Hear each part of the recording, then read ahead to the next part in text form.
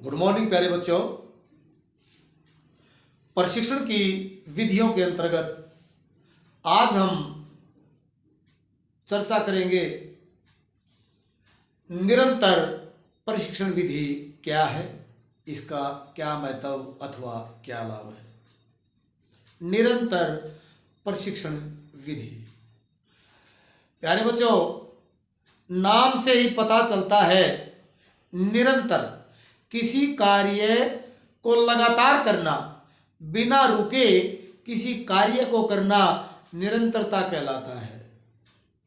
निरंतर प्रशिक्षण, लगातार प्रशिक्षण देना निरंतर प्रशिक्षण कहलाता है। प्यारे बच्चों, यह विधि हमारी कार्य कुशलता और सहनशीलता को बढ़ाने के लिए बहुत ही कारगर साबित हुई है, बहुत ही अच्छी साबित हुई है।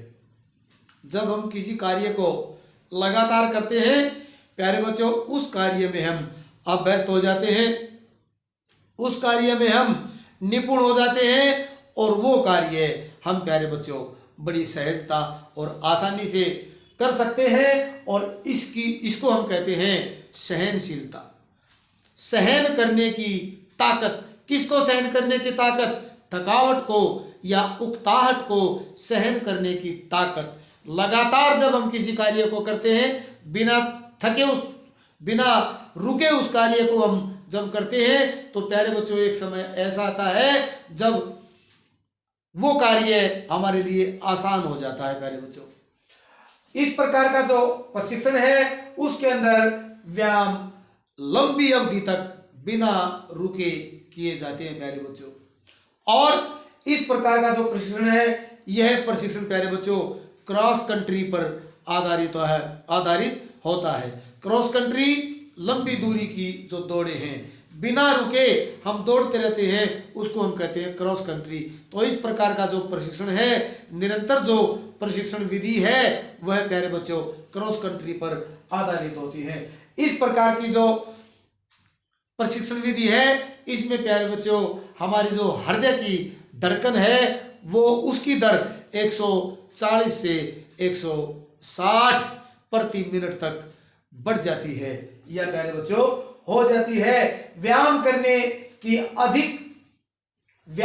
की अवधि में कम से कम हमें 30 मिनट का समय अवश्य लेना चाहिए। जब हम इस प्रकार का जो प्रशिक्षण, निरंतर प्रशिक्षण विधि को जब हम अपनाते हैं प्यारे बच्चों, तो हमारे व्यायाम करने की जो अवधि है वो कम से कम प्यारे बच्चों 30 मिनट की अवश्य ही होनी चाहिए।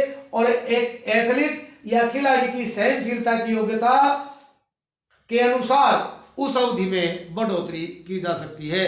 अगर हम प्यारे बच्चों, यदि हम व्यायाम करने की जो अवधि है उसके अंदर बढ़ोतरी करना चाहते हैं किसी भी खिलाड़ी की, तो उसकी हमें सहनशीलता की योग्यता है। सहनशीलता जो उसकी थकावट को सहन करने की या उकताहट को सहन करने की जो योग्यता है, उसके अनुसार ही हमें खिलाड़ी की जो व्यायाम करने की अवधि है या प्रशिक्षण की जो अवधि है प्यारे बच्चों, उसमें बढ़ोतरी हमें करनी चाहिए या बदलाव हमें करना चाहिए।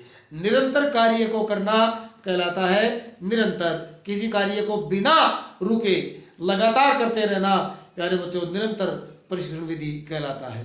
अब मैं आपसे चर्चा करूंगा कि निरंतर प्रशिक्षण विधि के क्या लाभ हैं।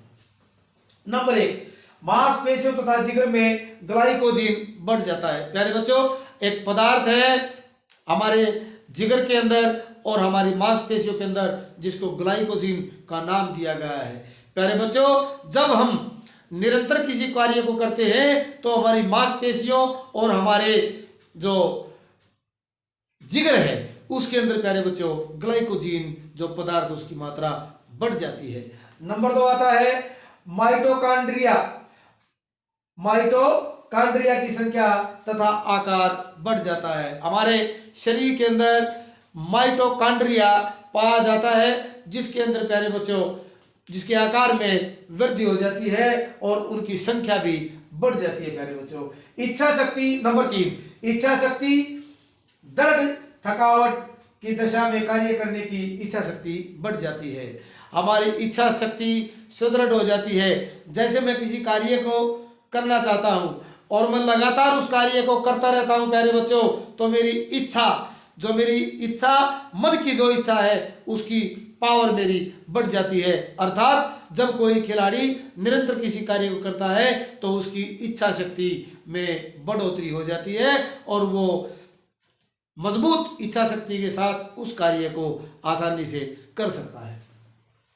नंबर 4 आता है हृदय तथा फेफड़ों की कार्य कुशलता में वृद्धि होती है। जब हम किसी कार्य को लगातार करते हैं, बिना रुके करते हैं, थकावट का अनुभव कम करते हैं, तो प्यारे बच्चों हमारा जो दिल है, हृदय तथा फेफड़ों की कार्य क्षमता में हमारी वृद्धि होती है प्यारे बच्चों। नंबर 5 अच्छे परिणाम प्राप्त करने के लिए व्यायाम की सघनता को बढ़ाया जा सकता है।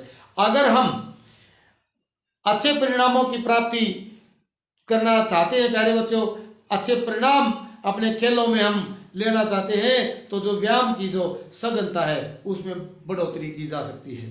नंबर 6 आता है व्यक्ति में आत्म संयम, आत्मविश्वास और आत्म अनुशासन में वृद्धि होती है। जब प्यारे बच्चों हम इस प्रकार की विधि, निरंतर प्रशिक्षण विधि को जब अपने शेड्यूल में शामिल करते हैं, जब हम इस विधि को अपनाते हैं, तो हमारे अंदर आत्म संयम खुद अपने अंदर हम एक बदलाव महसूस करते हैं। आत्म संयम, आत्मविश्वास, हम अपने खुद के ऊपर हमें विश्वास हो जाता है और प्यारे बच्चों हम खुद अपने आप अनुशासित हो जाते हैं। अर्थात आत्म अनुशासन हमारे अंदर प्यारे बच्चों आ जाता है। ये थे प्यारे बच्चों निरंतर प्रशिक्षण विधि क्या है और निरंतर प्रशिक्षण विधि के क्या लाभ अथवा क्या महत्व है, इस पर हमने चर्चा की। अगले विषय को लेकर के हम आपसे फिर मिलेंगे। तब तक के लिए धन्यवाद।